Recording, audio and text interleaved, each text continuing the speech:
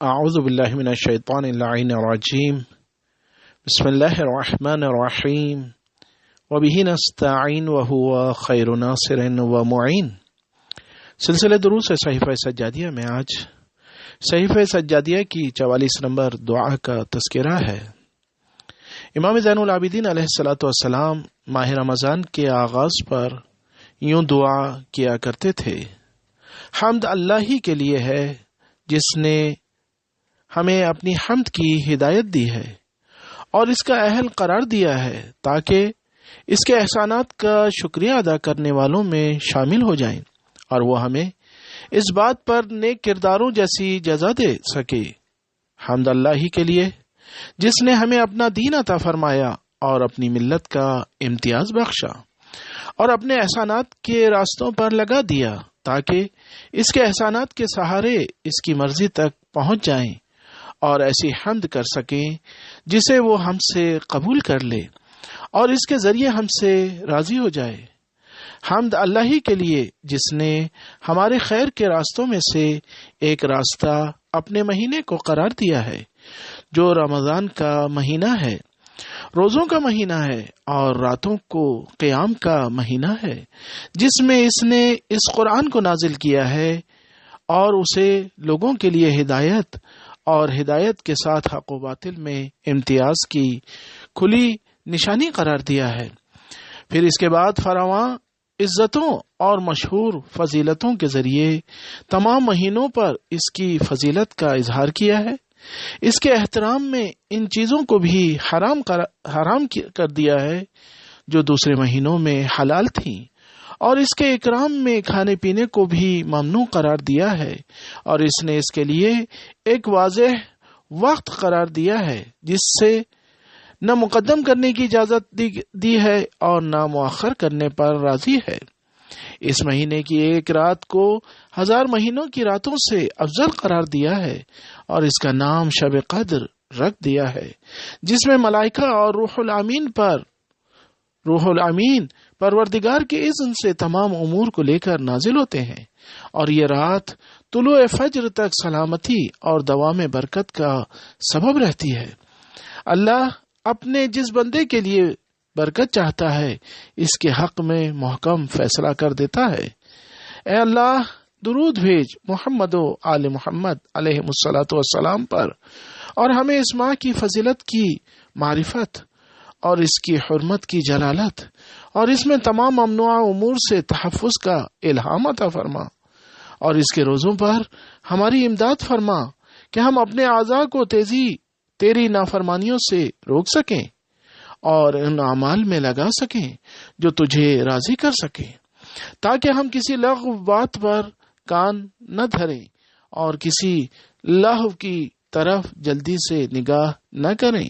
اور نہ کسی ممنوع شے کی طرف ہاتھ بڑھائیں اور نہ کسی حرام کی طرف قدم اٹھائیں، اور یہاں تک کہ ہمارے پیٹ بھی انہی چیزوں سے بھریں جنہیں تو نے حلال قرار دیا ہے، اور ہماری زبان بھی انہی باتوں سے گویا ہوں جنہیں تو نے بیان کیا ہے،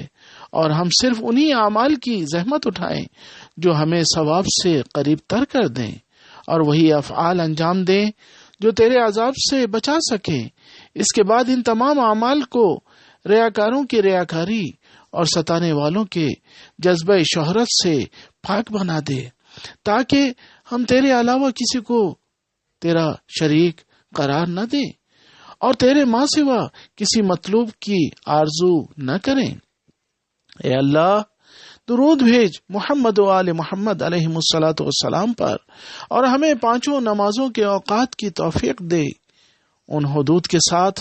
جو تو نے معین کی ہیں اور ان واجبات کے ساتھ جنہیں تو نے فرض کیا ہے، اور ان وظائف کے ساتھ جو تو نے مقرر کیے ہیں، اور ان اوقات کے ساتھ جنہیں تو نے معین کر دیا ہے، اور منزل نماز میں ہمیں ان کے مرتبے تک پہنچا دے جو اس کی منزل کے حاصل کرنے والے، اس کے ارکان کی حفاظت کرنے والے اور اسے بر وقت ادا کرنے والے ہیں، جس طرح تیرے بندے اور رسول نے رکوع اور سجود اور تمام آداب مقرر کیے ہیں۔ مکمل طہارت اور پوری پاکیزگی اور کامل و نمایاں خضوع و خشوع کے ساتھ اور ہمیں توفیق دے کہ ہم اس ماہ رمضان میں اپنے قرابت داروں کے ساتھ نیکی اور صلہ رحمی کا برتاؤ کریں، اور اپنے پڑوسیوں کے ساتھ انعام و بخشش کا برتاؤ کریں، اور جو ہم سے قطع تعلق کریں ہم ان سے تعلقات کو برقرار رکھیں، اور جو ظلم کریں ہم ان کے ساتھ انصاف کریں، اور جو دشمنی کریں ہم ان سے دشمنی نہ کریں، سوائے ان افراد کے جن سے میری دشمنی تیرے بارے میں ہے اور تیرے لیے ہے، کہ ایسے دشمنوں سے ہم کسی وقت بھی محبت نہیں کر سکتے ہیں، اور یہ وہ گروہ ہے جس سے کسی قیمت پر صلح و صفائی نہیں ہو سکتی ہے۔ اور ہمیں توفیق دے کہ اس مہینے میں پاکیزہ اعمال کے ذریعے تیرا قرب حاصل کریں جو ہمیں گناہوں سے پاک بنا دے، اور مستقبل کی زندگی میں عیوب سے بچا لے، تاکہ کوئی بھی فرشتہ تیری بارگاہ میں اس سے بہتر عمل پیش نہ کر سکے۔ اے اللہ، میں تجھ سے اس مہینے کے حق اور ان بندوں کے حق کا واسطہ دے کر سوال کرتا ہوں جنہوں نے اس مہینے میں ابتدا سے لے کر انتہا تک تیری عبادت کی ہے، چاہے وہ ملک مقرب ہو یا نبی مرسل یا وہ بندہ صالح ہو جسے تو نے اپنا بنا رکھا ہے۔ تو درود بھیج محمد و آل محمد علیہ الصلاۃ والسلام پر،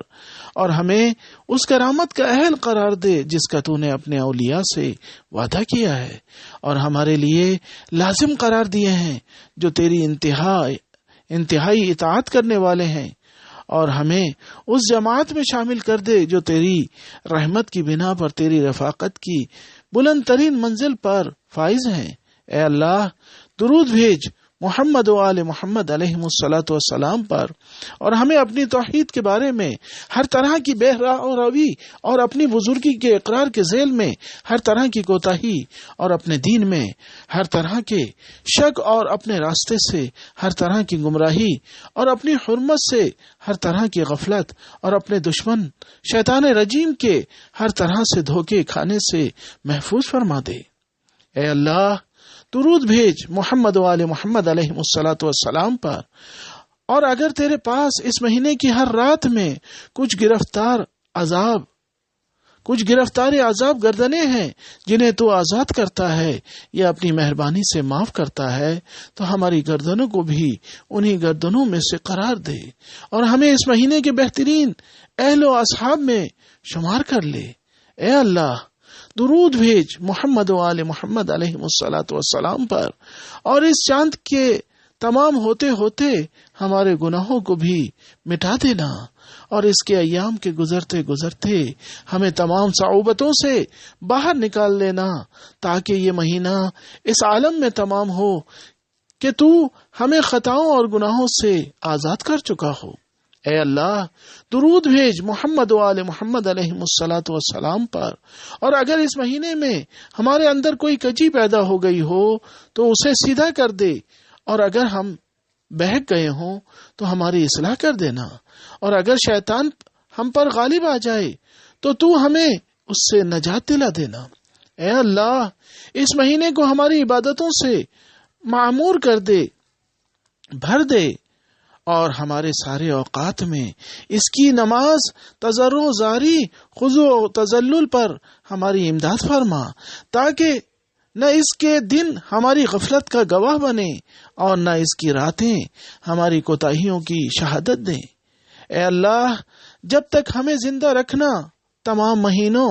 اور دنوں میں ہمارے دن و رات کو ایسا ہی رکھنا، اور ہمیں ان نیک بندوں میں قرار دینا جو تیری جنت کے وارث ہوں اور وہی ہمیشہ رہنے والے ہوں، تیرے دیے مال کو تیری ہی راہ میں خرچ کریں، اور ان کے دل تیرے خوف سے لرز رہے ہوں کہ انہیں اپنے پروردگار کی بارگاہ میں واپس جانا ہے، اور ان لوگوں میں قرار دے جو نیکیوں کی طرف تیز رفتار بڑھنے اور سبقت لے جانے والے ہوں۔ اے اللہ، درود بھیج محمد و آل محمد علیہ الصلاۃ والسلام پر، ہر وقت اور ہر آن اور ہر حال میں ان پر اتنی رحمت برسا کہ جس قدر تو نے اپنے کسی بھی بندے پر نہ برسائی ہو، اور جس کا شمار تک نہ ہو سکے، کہ تو جس چیز کا ارادہ کر لیتا ہے اسے انجام دے کر چھوڑتا ہے۔ وآخر دعوانا ان الحمد للہ رب العالمین۔